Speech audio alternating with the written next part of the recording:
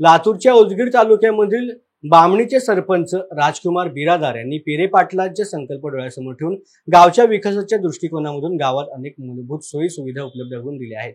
यामध्ये पाणी, प्लॅन्टमधून थंड पाणी, साधे पाणी, मोफत पिठाची गिरणी, 39 एकर जमीन ग्रामपंचायतकडे वर्ग करून देण्यात आली आहे। तसेच गावाकडे ठिकठिकाणी वृक्षारोपण करून त्या झाडांचे संगोपन करण्यात आले आहे। म्हणून पर्यावरण संवर्धनामध्ये जिल्ह्यात प्रथम क्रमांक असल्याची माहिती सरपंचांनी दिली। 1,50,000 झाडे लावून गावामध्ये पर्यावरण रक्षणाचे कार्य सरपंच राजकुमार बिरादार यांनी केलं असून यापुढेही विविध सोयी सुविधा उपलब्ध करून देण्याचा प्रयत्न असल्याचं त्यांनी सांगितलं आहे। यापुढे आमचा असा संकल्प आहे की गावातील बेकारी ही दूर करायची।